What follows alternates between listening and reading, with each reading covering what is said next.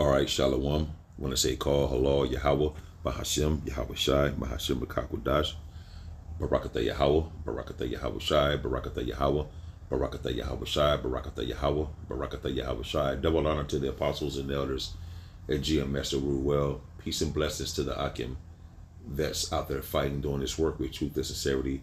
Back here again with another lesson. Lord willing, this is edifying to the elect men out there that are listening and watching these videos. Just a quick lesson through the Spirit and power of Yahweh, Bahashem, Yahweh Shai. I got this from the brother in our camp, Benaiah, the study guide for Hebrews 11. He sent it to me, and I was going over it, and I was sharing it with another brother here in the camp, Yahweh. And I was reading through this, and I was quoting it back to the brother who was just talking about it. And the Spirit made him think about Micah 2 and 10. And I was like, man, that go another quick lesson real quick. Because, man, I'm just going to read it, man. Because when you come into this thing, the Bible speaks about us being a pilgrim, a sojourner, right? Meaning you're not attached to anything here. You really don't have no permanent place to stay. And the Spirit had the brother bring out Micah real quick. Micah 2 and 10 in the NLT, it says what? Up, be gone. This is no longer your land. Let me get it in the KJV. Arise, meaning Quam. Arise, ye, and depart. For this is not your rest, because it is polluted. It shall destroy you, even with a sore destruction, because we can't get comfortable in this place. You shouldn't want to, because we're walking through the valley of the shadow of death. A stray bullet can hit you. You can have all kinds of accidents in vehicles, plane, trains, and automobiles. You can get into all kinds of fights, and you get ailments, headaches, body aches, joint aches. You restless because you got bills. You behind on bills, haven't paid this, haven't paid that, not making enough money to take care of your things. Then you got your woman, your children, your family getting on your nerves, don't want to get in line. So this place is not for the comfortability of a true believer of Yahweh, Bahashem, Yahweh Shai. It says, arise ye and depart, for this is not your rest. Meaning he's indicating that there's another rest for us to come. Yahweh, Bahashem, Shai, it's written that there's a kingdom prepared for you. So he's telling us we're not going to get comfortable in this society, although he has waken us up to our true nationality, and calling upon Yahweh by Shema Shai in faith, and knowing that the so-called white man is Edom, Esau, our enemies, and these other heathen nations as well, that, they go come with the MOTB, they go break down society, go have the troops coming through your homes and put people in concentration camps and guillotines, and society going to break down, the economy going to crash, you know what I mean? So a place like that, you can never get comfortable, man, because you're always wondering and thinking about shit. But nonetheless, when you come over in this ministry, we ought to focus and put our hope and trust in Yahweh, Bahashem, Yahweh Shai, and not have a suspicious mind, man. So as I was reading this, it says right here, this is the promise. Abraham lived as a sojourner in the land the Most High promised, never owning any of it except the plots that he and Sarah were buried on. They didn't have anything, because Abraham was like, look, he promised. So he lived like a sojourner. He just had the little things he had with his wife, and the only thing he really owned was his burial plot. That's why the Lord is telling us right here also in Ephesians. And to be like this and to believe and trust in that, you have to have a different mindset. We can't have the same mindset that we was been programmed from this world on how to be and how to react and how to respond and what to believe. See, right here in Philippians 4 and 23 says what? Let me read that up there again. And be renewed in the spirit of your mind. So we've been called to a continuous internal transformation in our minds, in our spirit, to be renewed. It's an ongoing process of what? More of of morality and the outlook by the Spirit of Yahweh Shema Shai. You see, a different attitude of the mind, if you will, and having the Spirit of Yahweh Shema Shai as a driving force of the mind spiritually. So we have to be, and it says, well, I'm gonna go up here, verse 22, that ye put off concerning the former conversation, the old man, which is corrupt and according to the deceitful lust. So these mindset is of the world. We have the same mindset and wisdom of the world. We have to come out of that. That's why I was also saying, and be renewed. We have to be renewed, to have a continuous internal transformation, meaning renew, an ongoing spiritual process, man. A different outlook by the Spirit and a different attitude with the driving force of the Spirit. You see? And be renewed in the spirit of your mind, man. So when Abraham got the promise, it says promise. Abraham lived as a sojourner in the land the Most High promised, never owning any of it except the plots that he and Sarah were buried on. He had to he believed. So when he believed that promise, his mindset was different.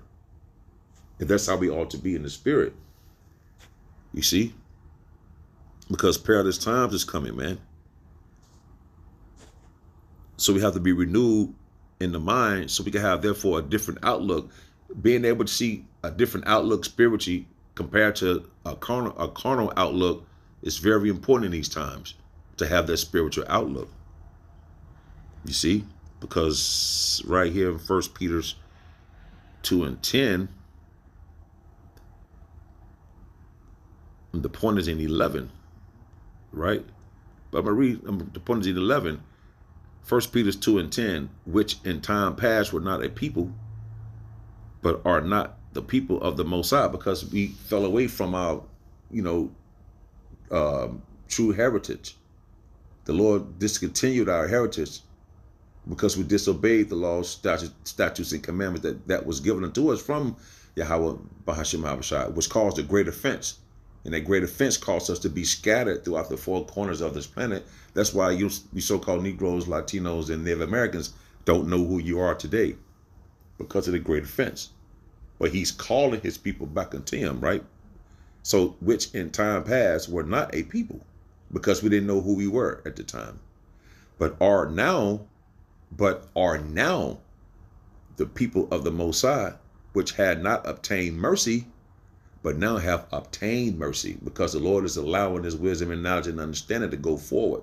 So therefore now we are waking up from their deep sleep. We didn't know we was the people of the Lord. Now we know our identity now. Now we know that we feel sorrowful for the great offense and the sin that we did. And now we're repenting for it. And now we understand and see that it's a blessing, and in hopes that we are the hopefully elect, where that mercy would just, where the Lord would just give us mercy, man. Because a commodity in that day, when all hell break loose, when things seem dire, when you don't have nowhere to go, you can't find any wisdom and knowledge and understanding, having the commodity in that day is mercy. Because the Lord's about to pull up on the scene, man. He's about to rise up with the holy angels. So at one time we wasn't the people, but we are now those people. The so-called Negroes, Latinos, and Native Americans are the true biblical Hebrew Israelites that the Bible speaks of. Now he giving us mercy because he allowing us wisdom and knowledge to go forth. That's an act of mercy. That's how we able to obtain it, through what? The words now. Through this wisdom and knowledge and understanding. Right? Dearly beloved, I beseech you. So now he's saying, okay, since now we know what's going on, our mindset has changed. We understand that this is not our rest, because it warns that this place is going to be destroyed, man. It warns that all the hellacious things is about to come to this place. You're going to need a spiritual power. I mean, you got spiritual powers, absolutely. You're going to need a higher power to defend and protect you in these times that we see. And the only way you're able to see and you beg for this protection, because your mindset has changed. Now you have a different outlook.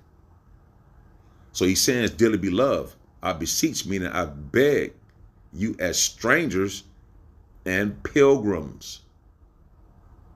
So right now we're spiritually pilgrims, but that's going to transform over into what? The physical aspect of being a pilgrim. Some of us not gonna have places to stay. Some of us gonna be in the wilderness, living in tents, homeless, or whatever the case may be, in the concentration camps. So we have to fixate our mind on things to come and keep that hope, right? And that faith. And I pray and hope on one of those spirits that's able to do that, because I can't say what I would do. I'm hoping and praying that Yahweh Basham Mashah would keep his mercy and keep his hand upon me and my household, man. Because this is the Lord's doing. The MOTB, everything you see, this is all from Yahweh Basham Mashah, man. And like Pastor Tahar always say, that Revelation 3 and 10, this could be the major test. So we have to take our mindset, our mind frame, and alter that into thinking like pilgrims and being like pilgrims, not being attached to anything. We love our kids. We do what we have to do. We pray for them and make sure, and well, we hope that the Lord will have mercy upon them and their moms or whatnot. And we keep moving forward. So he said, I beseech you, dearly beloved, I beseech you as strangers and pilgrims, abstain from fleshly lust. Being tied to this flesh, I have you being tied to being comfortable. Being tied to this flesh equals comfortability. We don't need comfortability. We can't afford to. I just read to you Micah 2 and 10 that this is not our rest. You have your little pockets and moments. Don't get it twisted. You can go home, and if you have a couch, just sit on your couch, sit in your chair, take your shoes off, kick your feet up, drink some yayan, drink some champagne or whatever, watch videos, listen to videos, might even watch a movie, man. Watching the news, checking your phone for messages from the brothers in the chats. You know, not to the point comfortable where you putting off doing this work, or you're not doing something just pertaining to pushing this work and studying for yourself to get your personal relationship right with Yahweh Bahashim Hamashai. You see? And if you got a man at home, you women, you better lock in with your man and quit fucking around, man, for the Lord get rid of your ass, man, before you get dismissed. Because the spirit of the Lord will come upon your man. He have the Lord, and the Lord will have him to leave your ass, man. This ain't no game. See, you bitches been playing around too much since the garden, man. The Gardenian pack, like Apostle Ricard always say. It's time out for that shit. Time out for you bitches to shut the fuck up, man. You don't know any goddamn thing. You don't.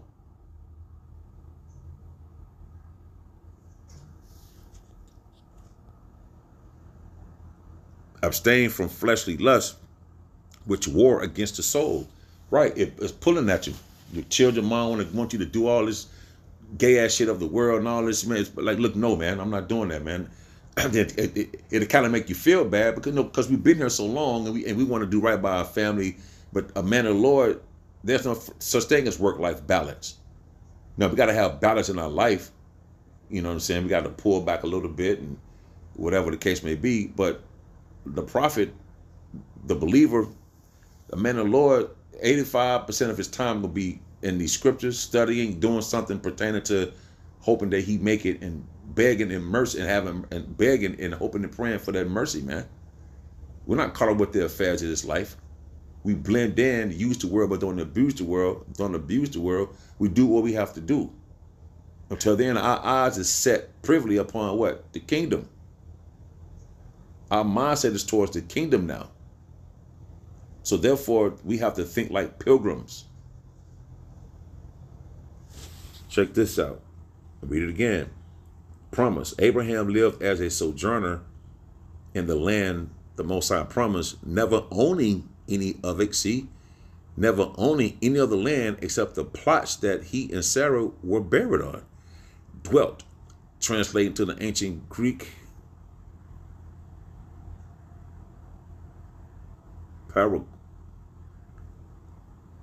Parakos, describing a resident alien, one who lives in a certain place but doesn't have permanent status there. And the true men of the Lord, we don't have a true permanent. We understand it through the Spirit, man. We don't have this is not our rest. You see, right here it says a resident alien or a sojourner is evident.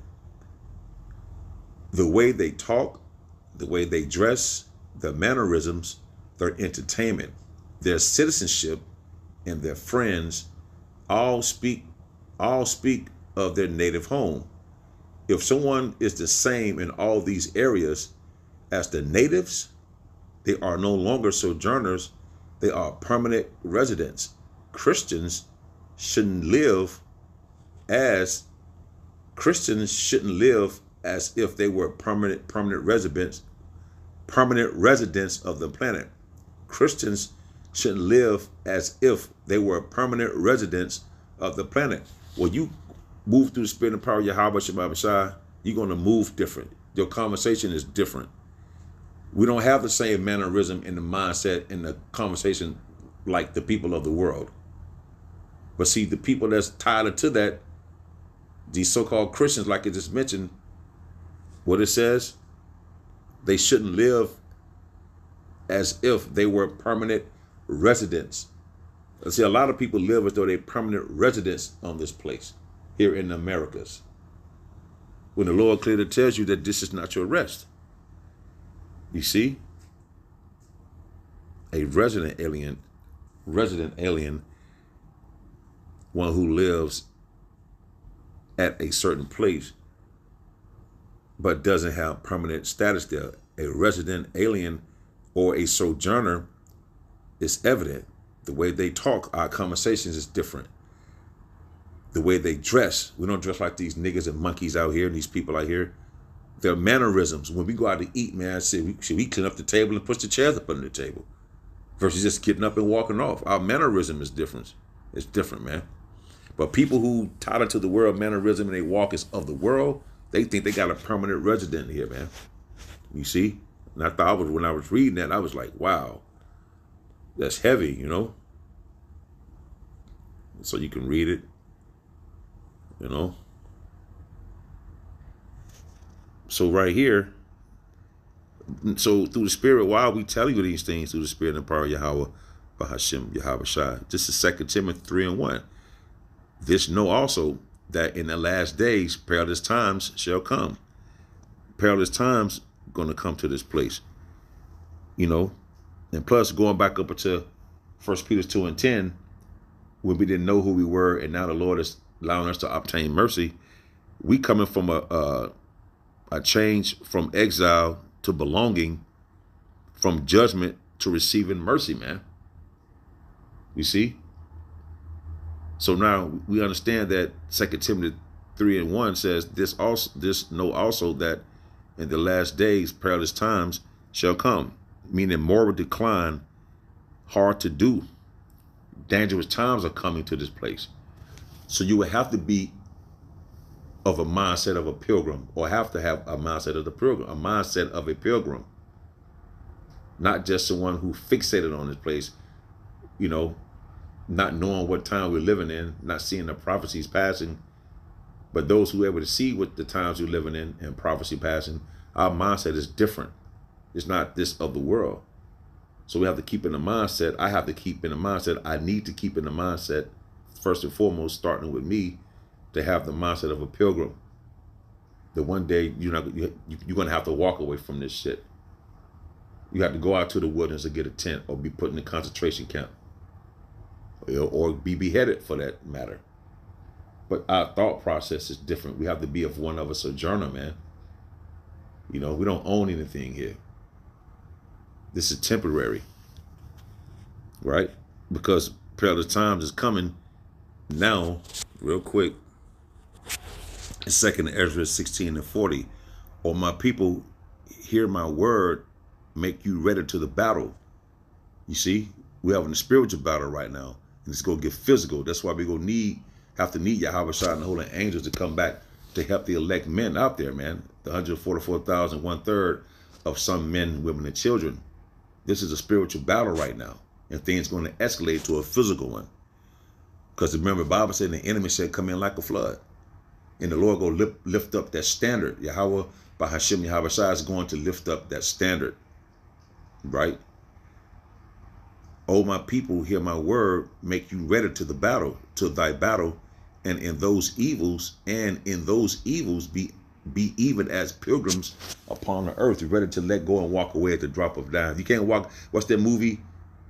I forget the name of the movie, but Al Pacino was like, if you can't walk away within 60 seconds, that probably was the title of the movie, but I forget the name of it. He was telling the one guy, like in an airport field or something like that, if you can't walk away from something in 60 seconds. So that's the mindset we have to have, because we understand the battles that's taking place spiritually and the things to come. But I want to see up everybody, right?